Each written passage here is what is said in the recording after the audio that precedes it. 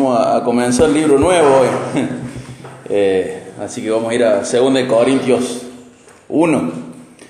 Hay varias fechas estimativas para definir o varias fechas que se han señalado como el momento en el cual se escribió 1 Corintios y 2 Corintios. Más o menos se puede creer que la primera se escribió en 55 después de Cristo, mediados, y la segunda en el 56 después de Cristo o a finales del 55.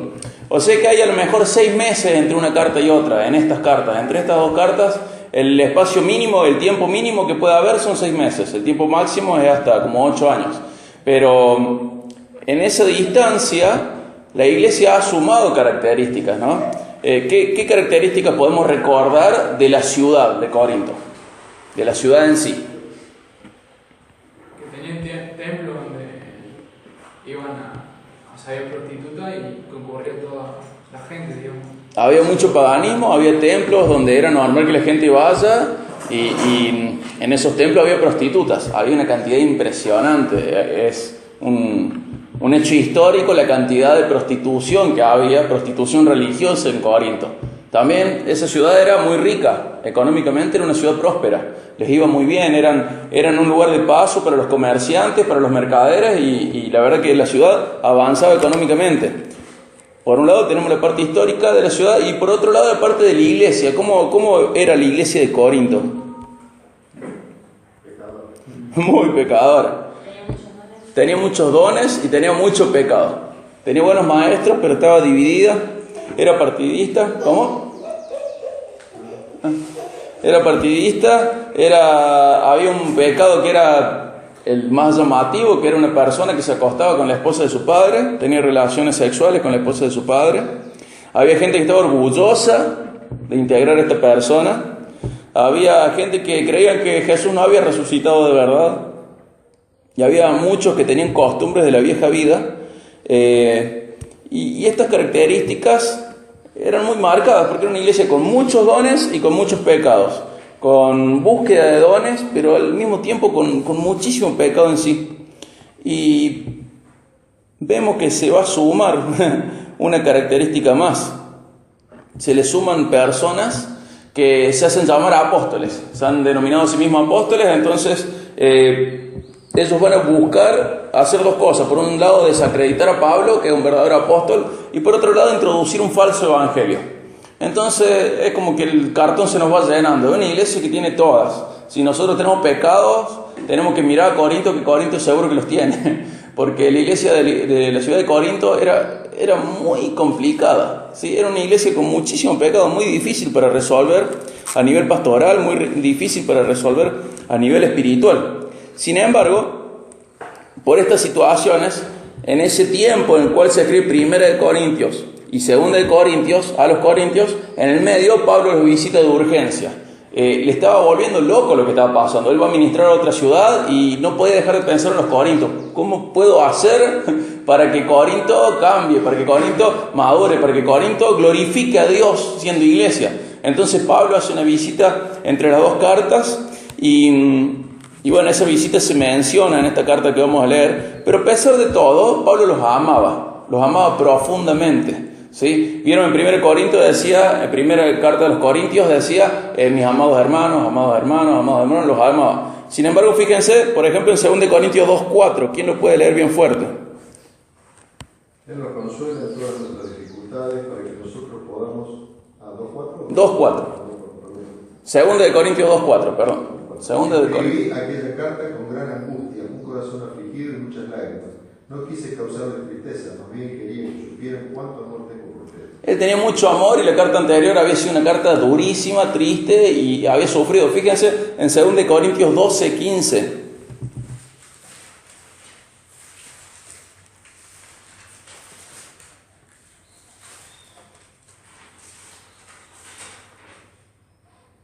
Con gusto me desgastaré por ustedes y también gastaré todo lo que tengo. Aunque parece que cuanto más los amo, menos me aman ustedes. Durísimo, pero muestra que el apóstol Pablo realmente amaba a esta iglesia. En la primera carta, a pesar de su dureza, todo el tiempo les dice amados hermanos.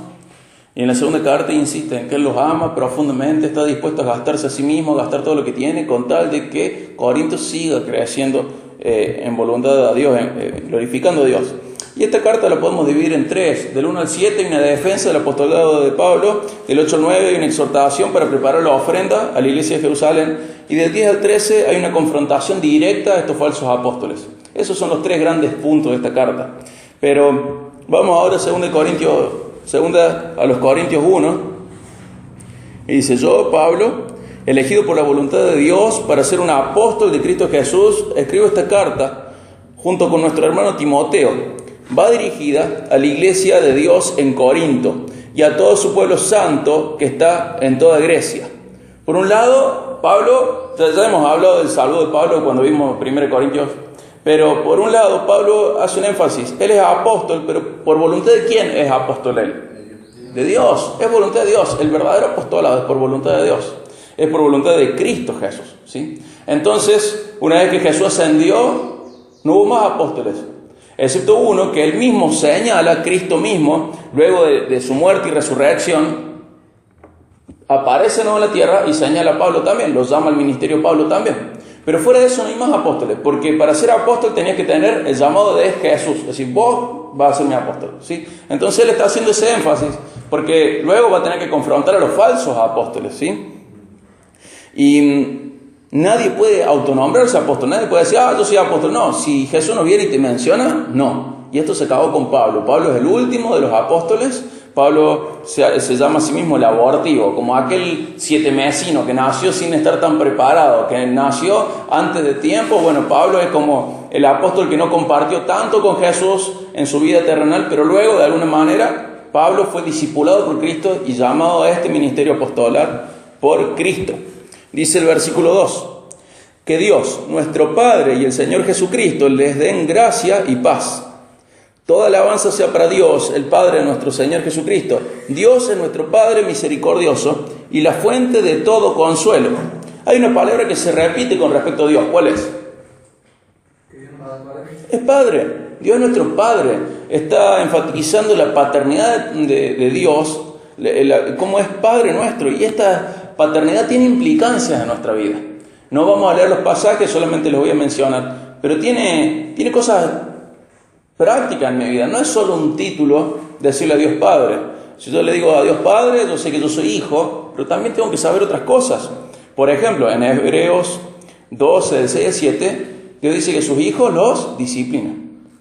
Entonces, una muestra de la paternidad de Dios es que a mí no me permite vivir en pecado, porque me disciplina, me corrige. Dice: al que ama disciplina, al que toma por hijo lo disciplina. Si no me disciplina, ¿qué pasa? Porque no soy hijo.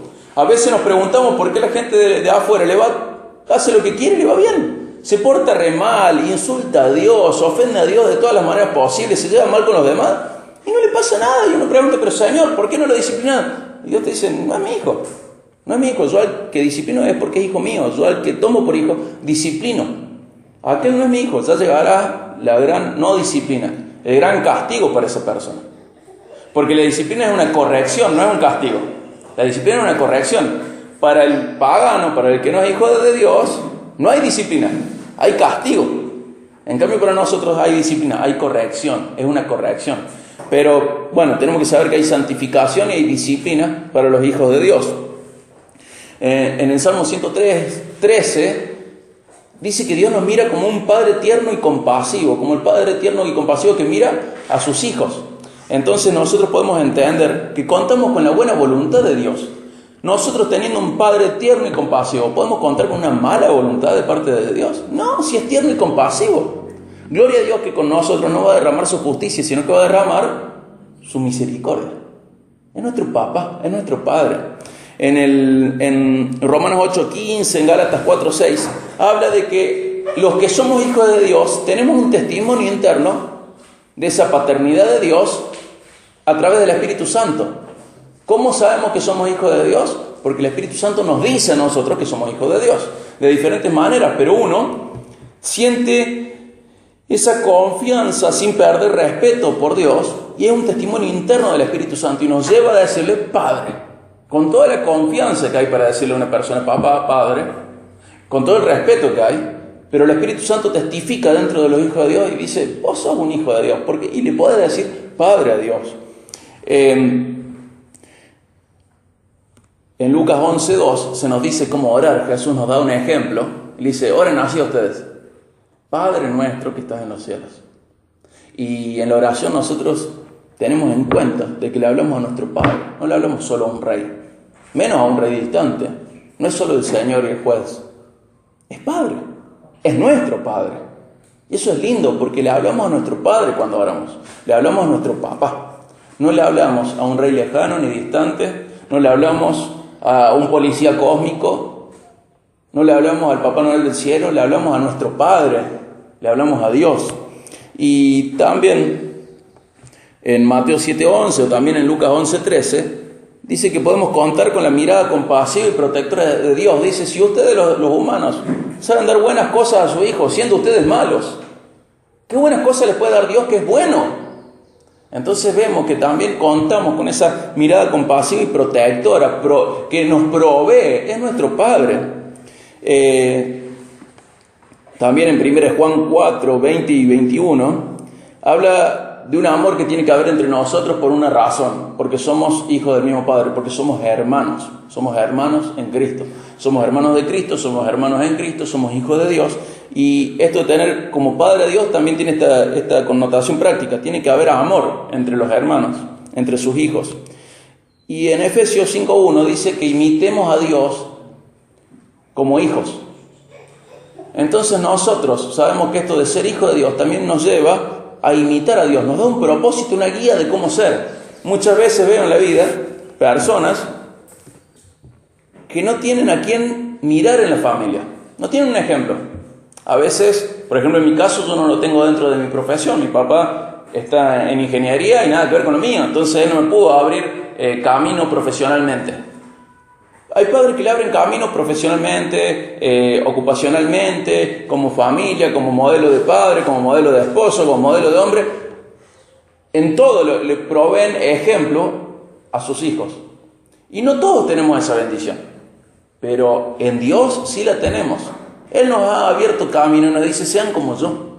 ¿Y cómo es Dios? Es tierno, compasivo, protector. Es lo que hemos ido viendo, entre otras cosas, a lo largo de todo este tiempo, ¿no? Pero dice, imítenme a mí, dice el Señor. Yo soy su Padre. En esta adopción, los hijos nos parecemos al Padre.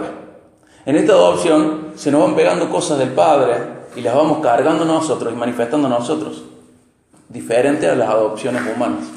En esta adopción nos podemos ir pareciendo más y más al Padre. Y Él nos marca el propósito y la guía en lo que debemos ser. Pero bueno, estas son algunas de las implicancias de la paternidad de Dios. Y volvemos ahí a 2 Corintios 1:4. Dice, Él nos consuela en todas nuestras dificultades para que nosotros podamos consolar a otros. Cuando otros pasen por dificultades, podremos ofrecerles el mismo consuelo que Dios nos ha dado a nosotros. Y acá la palabra clave, ¿cuál es? Recién era Padre y ahora ¿cuál es? Consuelo. Sí, Pablo quiere que nos quede muy claro algo, una idea de consuelo que lo va a ir desarrollando a lo largo de los versículos que siguen. Pero hasta acá podemos ver que Dios nos consuela para dos cosas. Una, para darnos fortaleza. Y otra, para darnos la capacidad de alentar a otros. O sea, Dios me consuela, pero no es para que yo me sienta mejor. Dios me consuela para darme fuerzas, no solo para que me sienta mejor, sino también para darme la capacidad de poder consolar a otro. O sea que el consuelo de Dios no queda en mí, sino que yo soy un canal del consuelo de Dios. Yo tengo que consolar a otro. Esta idea de consolación en el idioma original tiene que ver con ponerse al lado para animar. Este consolador es una persona que viene al lado tuyo y te alienta, te anima a seguir. Y Dios, en este tipo de dificultades que ya vamos a ver, se pone a la par nuestra, esa es la figura, ¿no? Está a la par nuestra y nos anima. Pero nos anima, nos fortalece, pero no puede quedar ese consuelo en nosotros, sino que es un aliento, un ánimo, una fortaleza para transmitírsela a otros. Dice el 5, pues cuanto más sufrimos por Cristo, tanto más Dios nos colmará de su consuelo por medio de Cristo. O sea que este consuelo era frente a unas tribulaciones, pero estas tribulaciones eran por una causa y por esa causa. ¿Cuál era la causa de estas tribulaciones de Pablo? Cristo. Pablo estaba sufriendo por causa de Cristo.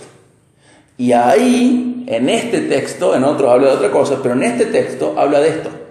Dios está a la par alentando y animando a aquel que sufre por Cristo y le da la capacidad de alentar y animar a otros que también sufren por Cristo. Es muy difícil que una persona que no sufre por Cristo aliente a otra que sí sufre por Cristo. Muy difícil, porque no te entiende. No entiende. Y lo más loco que va a hacer es darte una palmadita en el hombro y decir, oh, qué lindo lo que hace. Pero la persona que sufre por Cristo puede alentar a otra que también sufre por Cristo. ¿Por qué? Porque han experimentado cosas parecidas, porque se entienden, porque se comprenden, porque se conocen, porque el dolor del otro es el dolor propio, porque se puede reír con el que ríe, pero también llorar con el que llora. Y acá en estas persecuciones, estas aflicciones, estas tribulaciones por causa de Cristo, Pablo había encontrado su consuelo en Dios y estaba usando ese consuelo para consolar a otros que estaban en la misma batalla. La Biblia nos llamará a sufrir por el bien. Sí. Y es difícil entender esto, ¿no? Pero entiendo que es sufrir por Cristo, pero no es si toca. O sea, no es algo ocasional, sino que es casi un medio de vida. No es masoquismo ni ascetismo. Es entender de que intencionalmente cargar tu cruz, la Biblia nos llama a cargar la cruz a todos los cristianos. Sí, cargar tu cruz es sufrir por Cristo eso. Entonces, tenemos que saber que estamos llamados a sufrir. Dios nos va a consolar, pero estamos llamados a sufrir. Estamos llamados a sufrir. ¿Se acuerdan en Santiago una de las razones por las cuales las oraciones de la gente de Santiago no eran respondidas? De la gente a la que le escribe Santiago no eran respondidas, ¿se acuerdan? ¿Por qué ustedes no reciben lo que piden? Porque piden para sus propios placeres. Lo contrario es sufrir. Y vemos que el cristianismo es una religión de placer. ¿Qué tiene de placentero cargar tu cruz cada día, negarte vos mismo, abandonar tu vieja manera de vivir? No tiene nada de placentero. Es sufrido el cristianismo. Y a veces se nos ha mezclado tanto esta idea hedonista de buscar el placer que vemos que todo lo que no nos da placer es como que si no fuera de Dios. No, es muy duro, no es de Dios. Es muy sufrido, no es de Dios. Genera este desgaste en mí o en mis cosas. Muchas gracias. No es de Dios. No, Dios nos llama a sufrir por hacer el bien. Luego, por ejemplo, Pedro está hablándole a los empleados o a los esclavos y va a hablar de que sean sufridos, que sufran por hacer el bien, pero amplía un poco su concepto. Y fíjense, acompáñenme a 2 de Pedro 2, 19 al 25. 2 de Pedro 2, 19 al 25. Acá Pedro amplía un poco, está hablando de los empleados, pero luego amplía un poco. A los empleados los exhorta a aguantar cuando tengan que sufrir por hacer lo bueno. Los exhorta a eso. Pero fíjense cómo amplía el concepto. 2 de Pedro 2, 19. No hay 25, me equivoco. Dice, debe ser 1 de Pedro y estoy agarrando al libro.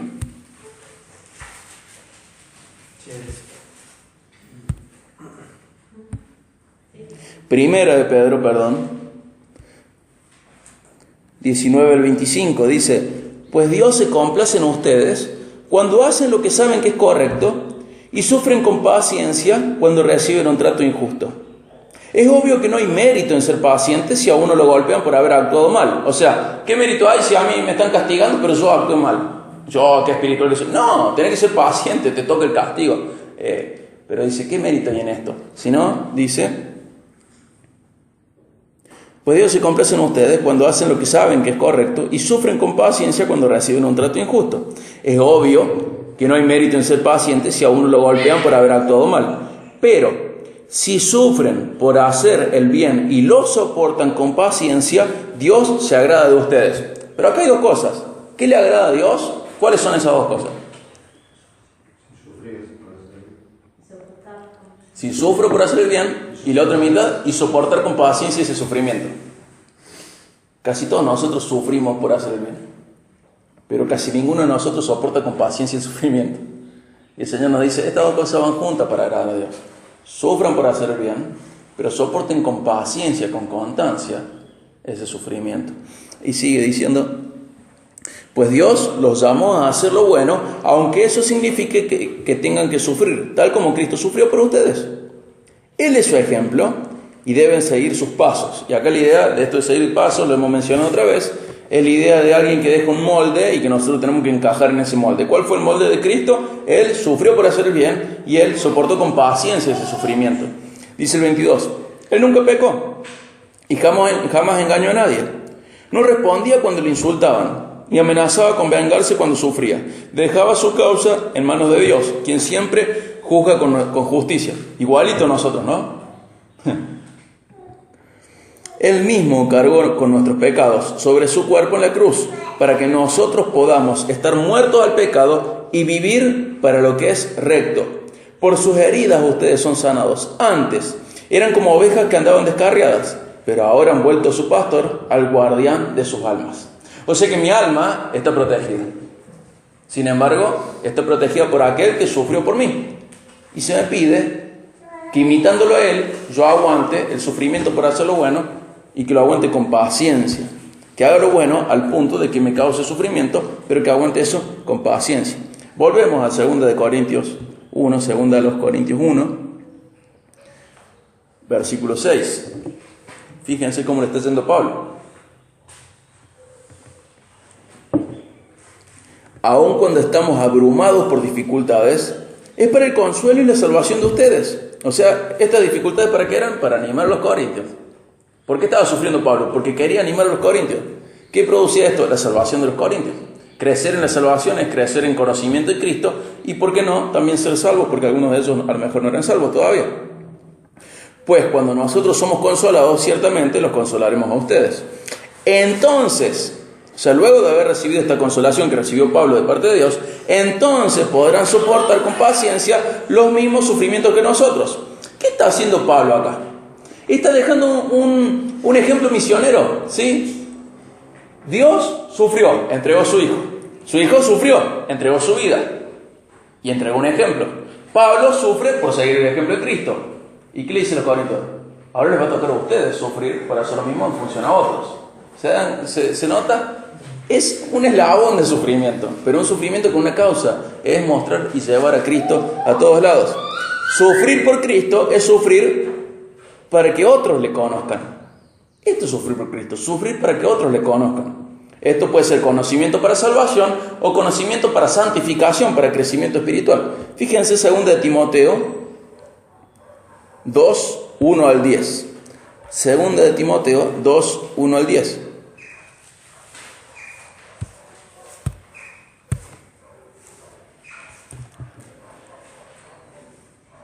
Dice, Timoteo, mi querido hijo, dice Pablo. No era el hijo espiritual, se le dice de alguna manera así. No era el hijo biológico, ¿no? Timoteo, mi querido hijo, sé fuerte por medio de la gracia que Dios te da en Cristo Jesús. Me has oído enseñar verdades que han sido confirmadas por muchos testigos confiables. Ahora, enseña estas verdades a otras personas dignas de confianza que estén capacitadas para transmitirlas a otros. Soporta el sufrimiento junto conmigo como un buen soldado de Cristo Jesús. Ningún soldado se enreda en los asuntos de la vida civil, porque de ser así no podría agradar al oficial que lo reclutó. Asimismo, ningún atleta puede obtener el premio a menos que siga las reglas. Y el agricultor que se esfuerza en su trabajo debería ser el primero en gozar del fruto de su labor. Piensa en lo que te digo. El Señor te ayudará a entender todas estas cosas. Siempre recuerda que Jesucristo, descendiente del rey David, fue levantado de los muertos. Esta es la buena noticia que yo predico. Debido a que predico esta buena noticia, sufro y estoy encadenado como un criminal, pero la palabra de Dios no puede ser encadenada. Por eso estoy dispuesto a soportar cualquier cosa si esta traerá salvación y gloria eterna en Cristo Jesús a los que Dios ha elegido. Qué hermoso cuando dice, yo estoy preso por esto, pero ¿quién no está preso? La palabra de Dios no está presa. Yo no puedo hacer nada, puedo escribir una carta que hoy, luego de esto fue palabra de Dios, la carta que escribió Pablo. Dice, la palabra de Dios no está presa, la palabra de Dios la hemos soltado en diferentes lugares, en el caso de Pablo, de Asia. ¿Y qué hace la palabra de Dios? Hace que el reino de los cielos avance, hace que el reino de los cielos crezca y trae salvación y gloria eterna en Cristo Jesús a los que Dios eligió. ¿Se dan cuenta? Este sufrimiento es por querer agradar a Cristo, por mostrar a Cristo, por buscar agradar a Cristo también. Dice, vos tenés que ser como un soldado para Dios. Imagínense que ustedes son soldados y están en la facultad o en la escuela secundaria. Entonces el general de ustedes los llama a la guerra y usted dice, no, para que tengo que rendir mañana. ¿Tendría algún sentido que se hubieran enlistado para ser soldados? Ninguno. ¿Qué pasa? Se pone en perspectiva qué es la prioridad, qué es lo importante. Lo importante es este oficio nuevo. ¿Sí? Ahora sos soldado, lo otro, si no lo puedes hacer, no lo puedes hacer. Tu prioridad es ser soldado. En nuestro caso, nuestra prioridad, ¿cuál es? Es ser embajadores de Cristo. Es ser gente dispuesta a sufrir con tal de que otros crezcan, conozcan a Cristo, sean conocidos por Cristo y crezcan en conocimiento de Cristo. Y un llamado al sufrimiento, pero un llamado que, obedeciéndolo, agradamos a Dios. Y dice, todo lo soporto, estoy dispuesto a soportar cualquier cosa, si trae salvación y gloria eterna en Cristo Jesús. ¿A quiénes? A los que Dios ha elegido. Dios ha elegido. Y vemos una y otra vez que el sufrimiento es una marca del cristiano, pero el sufrimiento por esa causa, no por hacer lo malo, no por fatigarse en buscar sus propios intereses, sino en exponerse a todo lo que cuesta hacer que otros conozcan a Cristo y conozcan más de Cristo. Este sufrimiento es una marca del cristiano.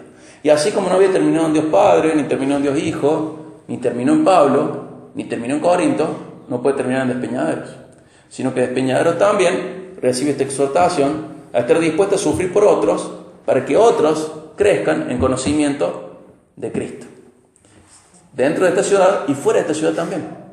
Y tenemos que proyectarnos al punto de decir, che, tenemos que lograr ser una iglesia misionera. Y esto va a generar sufrimiento.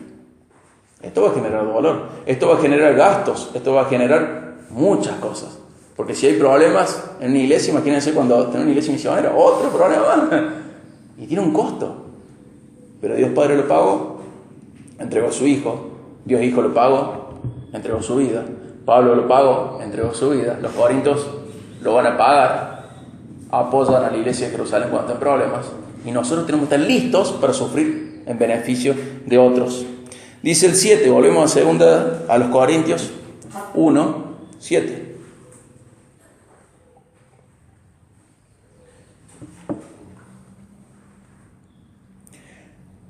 Tenemos la plena confianza de que al participar ustedes de nuestros sentimientos, también tendrán parte del consuelo que Dios nos da.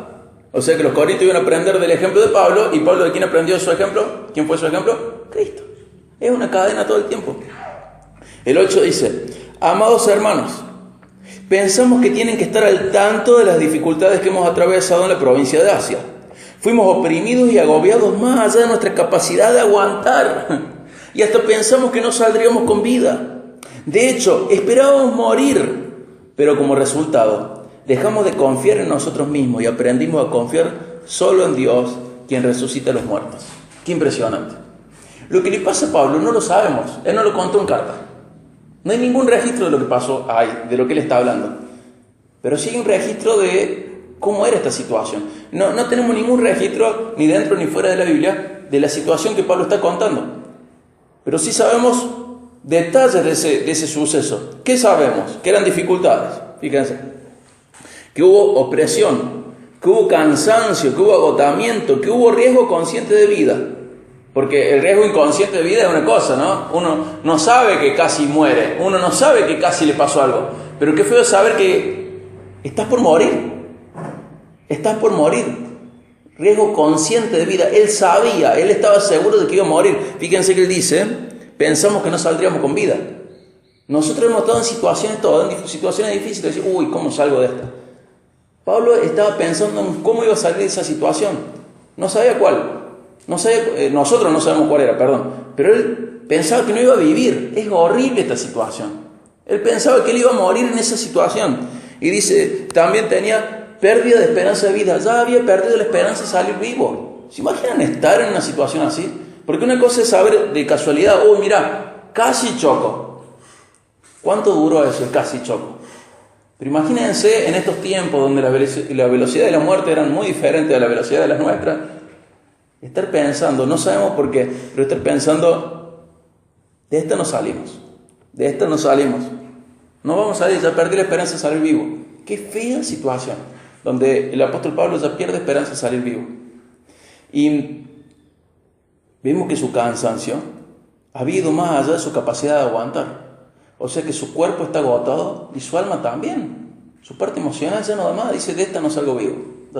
Y el cuerpo dice, no aguanto más, no aguanto más. Lo vemos a Pablo ya que tiró la toalla. Pero queda la última línea, ¿no? Dice, ¿qué produjo esto? Sabemos que había dificultad, opresión, cansancio, agotamiento, riesgo consciente de vida, pérdida de esperanza de vida, pero ¿cuáles fueron sus frutos? Confianza, no en nosotros, en ellos, sino en Dios. Y una confianza absoluta y excluyente en Dios. O sea, fue una confianza en Dios, pero no fue en Dios y en Pablo, ni en Dios y en Timoteo, no fue en Dios y él. Ya no doy más. Mi cuerpo no da más. Mi espíritu no da más. Ya tengo miedo de morir. No doy más. Pongo toda mi confianza, no en mí, sino en Dios. Ya no daba más. Yo estoy en una situación, el 27 de diciembre del 2007, a mitad del volcán de Omuyo, había 15 grados bajo cero por lo menos. Estaba en una carpa con un amigo. Y luego de caminar horas bajo la nieve, horas bajo la nevada, horas bajo la llovizna, el granizo, todo nos agarró. Teníamos la moral muy alta, estábamos muy contentos porque nos sentíamos indestructibles. Íbamos caminando por la nieve, caminando con la mochila grande, y nos sentíamos ya Rambo. Y nos sentíamos muy bien porque caminó, es granizo. Primero la llovizna, luego el granizo, luego la nieve. Decimos, nos la rebancamos, estamos re bien, estamos contentos, nos da el cuerpo, estamos contentísimos. Armamos las carpas bajo una tormenta de nieve, en la primera base del volcán de Omuyo, en la segunda, no me acuerdo ahora.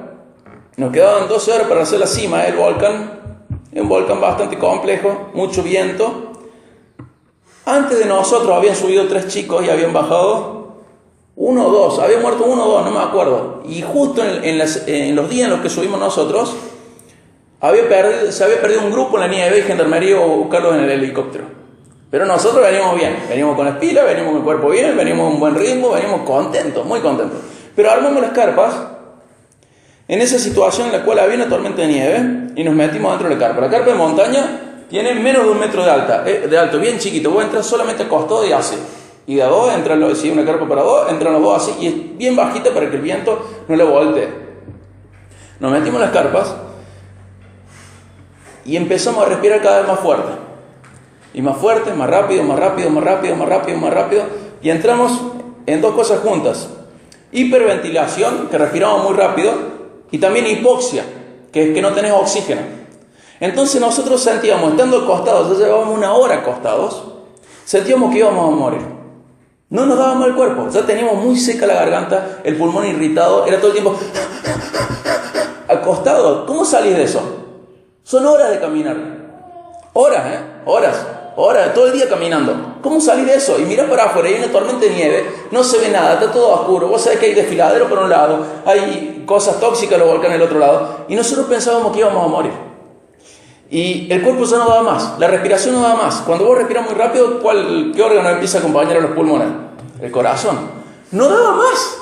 Agitado, yo he corrido algunas maratones, pero acá no daba más. Ya sentí que iba a reventar todo, no daba más. Después de 1 hora, 1 hora y media, estar así, no daba más. Y mi compañero dijo, nos morimos. Como los chicos se murieron hace unos días, como estos que están perdidos, no sabemos, nos morimos. Y esa fue la primera vez en la cual yo estuve en riesgo consciente de vida. Es decir, me voy a morir acá asfixiado, no tengo más oxígeno. Mis pulmones están tragando gas, pero no hay oxígeno. Es como respirar adentro de una bolsa. Entonces uno puede mover aire, es un aire sin oxígeno.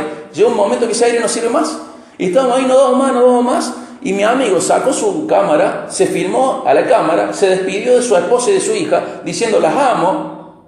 Y fue terrible, porque a mí me cayó la ficha de lo que sabía del grupo anterior, de lo que sabía de los que habían muerto antes, y mi amigo que se despide de la hija de la esposa, filmándose. Y yo le dije al Señor, y está filmado, le digo, Señor, déjame morir otro día, porque ese era el día del cumpleaños de mi hermano. Pero yo pensé que moría ahí, pensé que iba a quedar sepultado ahí en la nieve, y vos no sabés quién, no iba a encontrar cuándo. Pero ¿cuánto me duró esto? 2 horas, 3 horas a lo mejor, 2 horas, no más de 2 horas, que fueron eternas. Pero Pablo no estaba haciendo un dinismo. Pablo estaba sufriendo por Cristo. Pablo no estaba divirtiéndose con amigos. Pablo estaba sufriendo por Cristo, en una situación que no debe haber durado 2 horas, donde su cuerpo no dio más, donde su alma no dio más, y donde no tuvo lo que yo tuve. Mi amigo salió de la carpa y dijo, me voy porque acá nos morimos y prefiero morirme caminando a morirme acá sin hacer nada. Y salió de la carpa, y cuando salió de la carpa nos dimos cuenta que estábamos sepultados en nieve y por eso no estábamos respirando. Gracias a Dios salió, porque si él no hubiera salido, hubiéramos muerto ahí. Es una muerte bastante común en el andinismo. Salió mi amigo, entró el aire, tuvimos que salir los dos, destapar, tormenta de nieve, más de 15 grados, o sea, menos de 15 grados bajo cero, durísimo.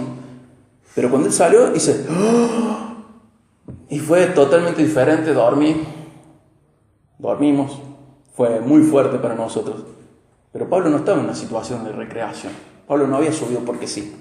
Pablo había subido por un deber, por un honor, ser embajador de Cristo.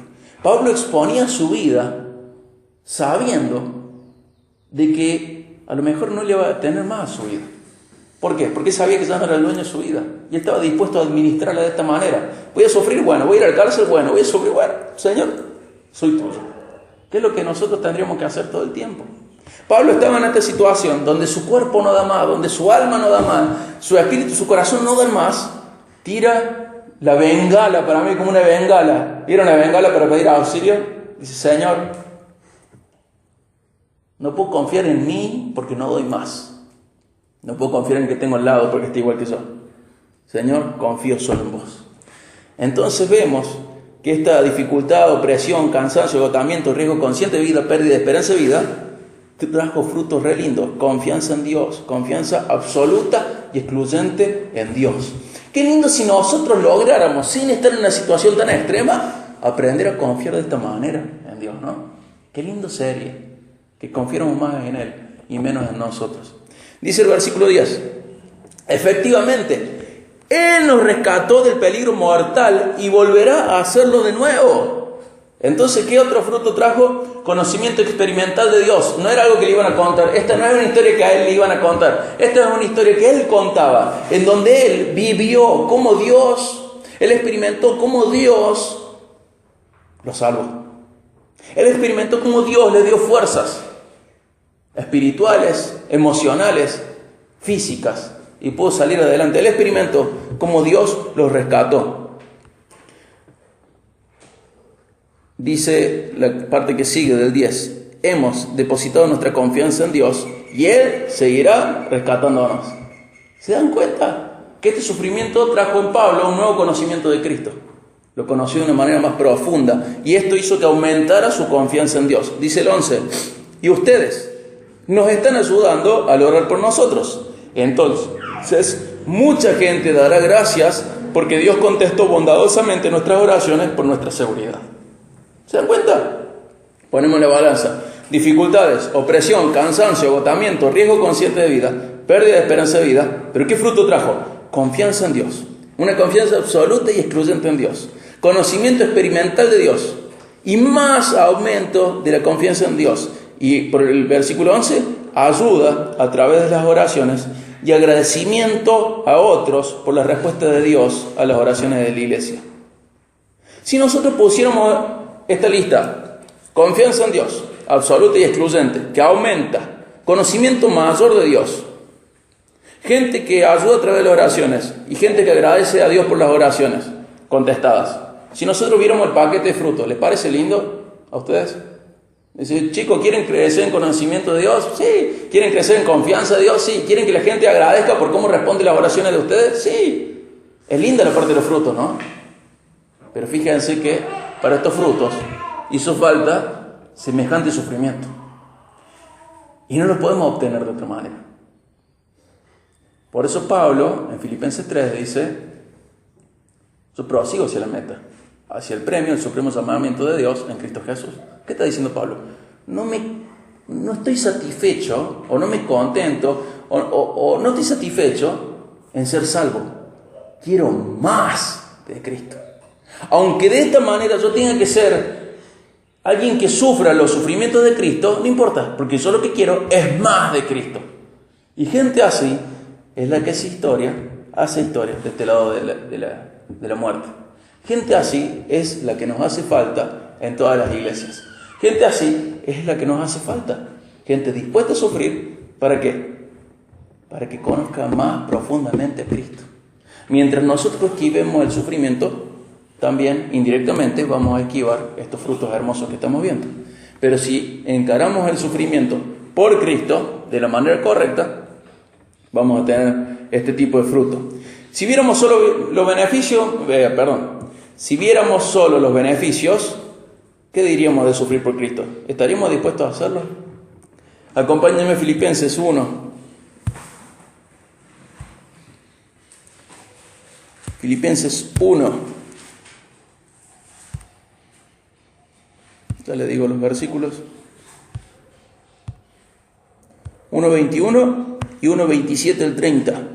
Filipenses 1:21 dice: pues para mí vivir significa vivir para Cristo y morir es aún mejor. ¿Se dan cuenta? Si voy a hacer algo en la vida, tiene que ser como Cristo. Y si no, quiero morir. Lo mejor es morir. Dice, el vivir es Cristo, pero morir es aún mejor. Y dice el 27 al 30, sobre todo, deben vivir como ciudadanos del cielo, comportándose de un modo digno de la buena noticia acerca de Cristo. Entonces, sea que vuelva a verlos o solamente tenga noticia de ustedes, sabré que están firmes y unidos en un mismo espíritu y propósito, luchando juntos por la fe, es decir, la buena noticia. Pregunta, ¿hay alguna lucha sin sufrimiento? Todas las luchas tienen sufrimiento, y esta también. Dice el 28, no se dejen intimidar por sus enemigos de ninguna manera. Eso les será por señal a ellos de que serán destruidos, mientras que ustedes serán salvos aún por Dios mismo. Pues a ustedes se les dio no solo el privilegio de confiar en Cristo, sino también el privilegio de sufrir por Él. ¿Cuál privilegio? Dos privilegios. ¿Cuáles son los dos? Confiar en Cristo.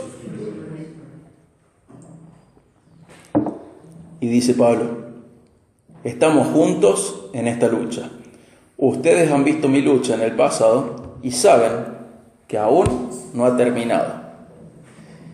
Y gente, como a su tiempo a los filipenses, como a su tiempo a los corintios, ahora nos toca a nosotros. Y tenemos el ejemplo del Padre entregando a su Hijo. Tenemos el ejemplo del Hijo entregando su vida. Tenemos el ejemplo de Pablo imitando ese ejemplo que no se corta. Y alguien va a necesitar, y a alguien le debemos nuestro ejemplo en este camino de sufrir por Cristo. Dios nos ha dado el privilegio de creer en Cristo. Pero ese privilegio tiene otro privilegio, que es sufrir por Cristo. ¿Sí? Vamos a orar pidiéndole fortaleza al Señor y obediencia frente a lo que hemos escuchado.